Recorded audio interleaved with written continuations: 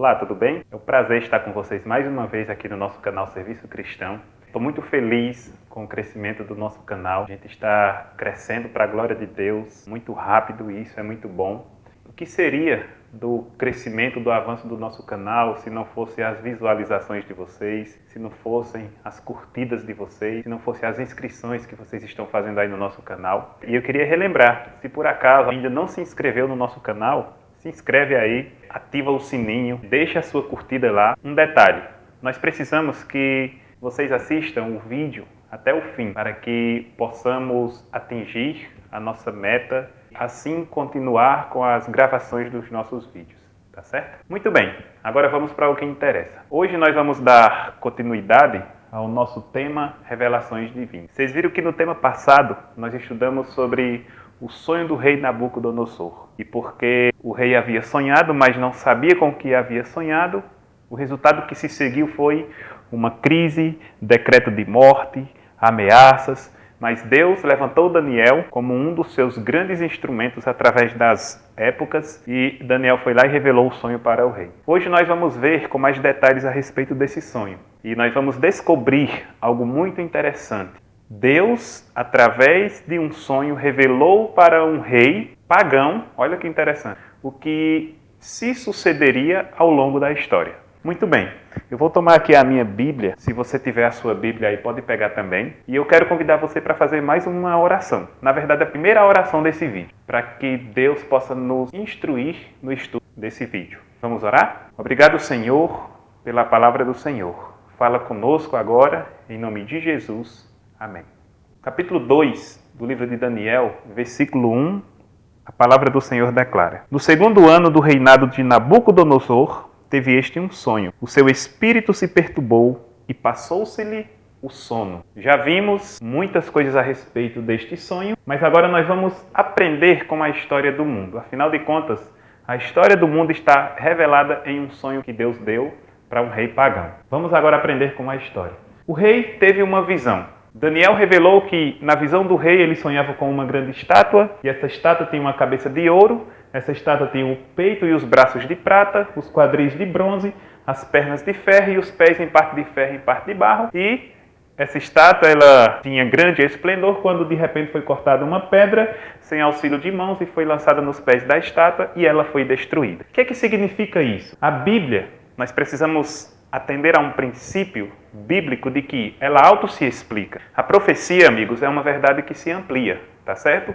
Porém, para obter as respostas contidas das interrogações que a palavra de Deus nos levanta, nós precisamos perscrutar o próprio texto bíblico. Portanto, o rei, ele teve esse sonho que eu acabei de falar para vocês, esse sonho com uma grande estátua, ficou perturbado por conta deste sonho, então mandou introduzir em sua presença os magos, os encantadores, o rei percebeu a inutilidade deles, está registrado ali no versículo 4 do capítulo 2 até o verso 11, depois sai ali um decreto de morte como resultado da inutilidade destes homens, Daniel e seus amigos também foram inclusos nessa lista, só que o verso 17 revela que Daniel orou pelo sonho do rei. O verso 19 revela que Daniel obteve o mesmo sonho que o rei havia sonhado. Verso 27 e 28, Daniel ele conversa com o rei e fala para o rei a respeito do sonho que ele havia sonhado naquela noite. E ele declara o seguinte no capítulo 2, verso 28. Mas há um Deus no céu, o qual revela os mistérios, pois fez saber ao rei Nabucodonosor o que há de ser nos últimos dias. Teu sonho e as visões da tua cabeça quando estavas no teu leito são estas. Então, Daniel revelou um detalhe muito importante, ou seja, o sonho do rei revelava os desfechos da história.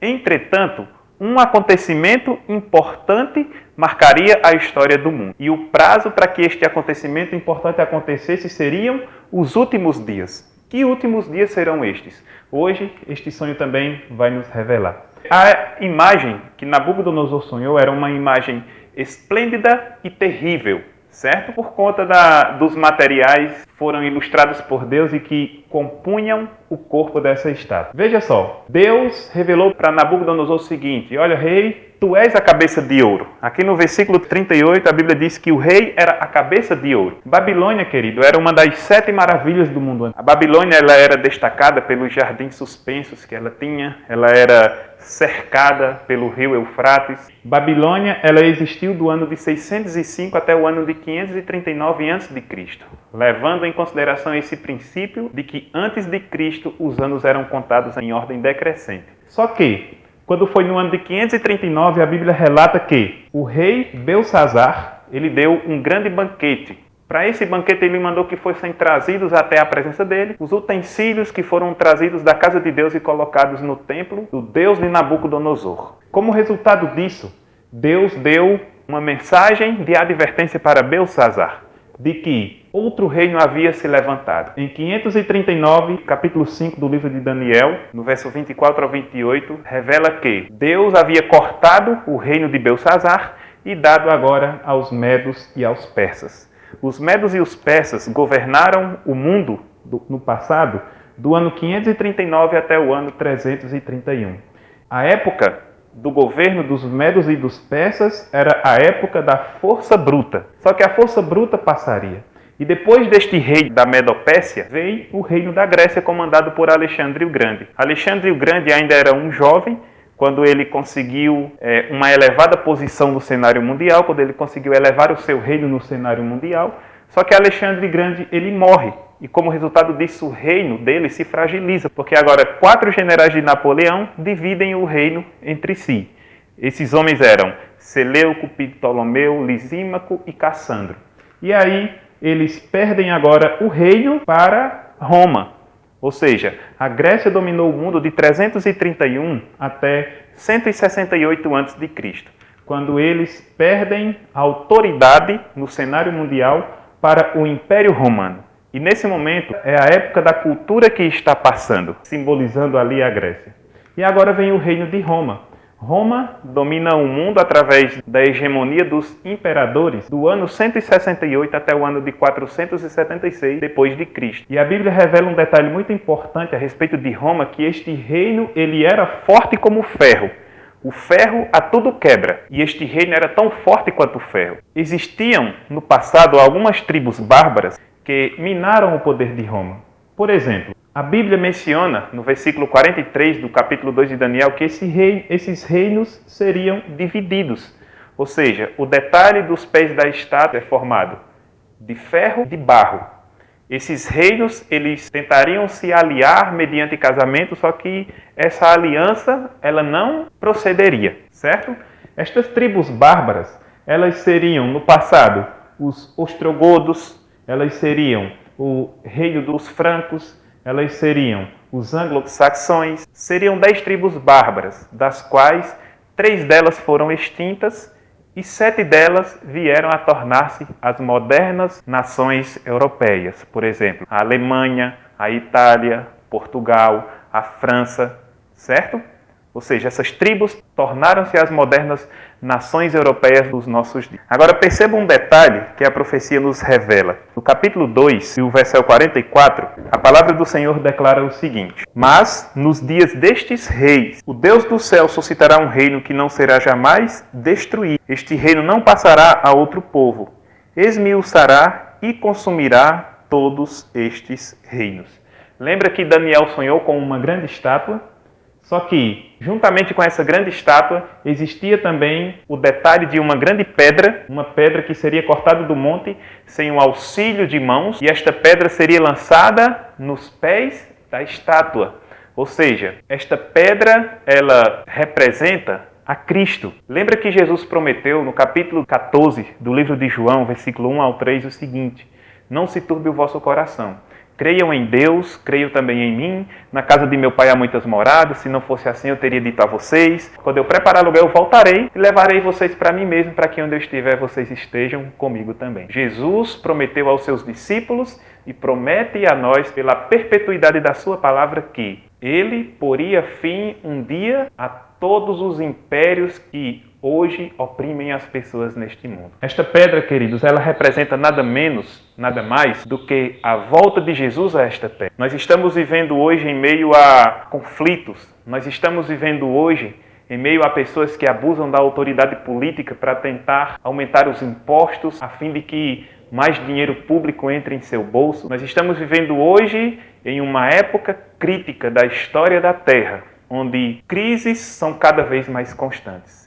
Mas diante de tudo isso, a Bíblia promete o seguinte: que esta pedra será cortada de um monte sem auxílio de mãos humanas e será lançada nos pés da estátua. Lembra que no versículo 28 a Bíblia fala que Deus fez saber ao rei o que há de ser nos últimos dias? Ou seja, a Bíblia revela que Deus fez saber a Nabucodonosor o que haveria de ser em nossos dias. Então a promessa da volta de Jesus, ela está prometida para os nossos dias. Embora não saibamos o dia da sua vinda, a Bíblia diz que nós não sabemos o dia e nem a hora. Portanto, Ele não nos revelou. Porém, Jesus falou que haveriam sinais. E na intensidade desses sinais, seria indicado que Jesus estaria às portas. A sua vinda estaria muito perto. O que Deus espera de mim e de vocês hoje é se preparar para a volta de Jesus. Diante dos conflitos que são existentes nessa terra, diante das guerras civis, diante de tanto problema que existe no mundo, diante de tantos governos corruptos, podemos alimentar a maior esperança de todos. A esperança de um reino que será dado por Cristo, de um reino que será estabelecido e que será dado a todos aqueles que forem fiéis ao Senhor. Eu pergunto, é seu desejo fazer parte desse reino? É de seu desejo fazer parte de um reino teocrático, onde você não vai ser mais oprimido, não vai ter que pagar mais impostos, onde você não vai ter que sofrer por conta da influência maligna de líderes políticos mal intencionados? Se você tem um desejo, se você sonha em viver dias melhores, que certamente não serão nessa terra, eu queria orar por você. Tome essa decisão no seu coração. Se prepare para a vinda de Jesus. Assim como estes reinos passaram, a Bíblia fala que Jesus voltará. E estas palavras são fiéis e verdadeiras. Vamos orar. Obrigado, Senhor, pela profecia. Obrigado pelo que o Senhor nos revela. Eu oro para que o Senhor continue conduzindo nossas vidas, nos dê a Tua paz e nos prepare para o Teu reino. Prepare o meu amigo e a minha amiga que estão vendo esse vídeo, em nome de Jesus. Amém. Muito bem, esse foi o nosso vídeo de hoje e eu queria relembrar você rapidinho que, se você ainda não se inscreveu no nosso canal, se inscreve, ativa o sininho, curte aí o nosso vídeo se você gostou e segue lá o nosso perfil no Instagram também. Lá vai ter mensagens relevantes para a sua vida. Fiquem com Deus e até o próximo vídeo.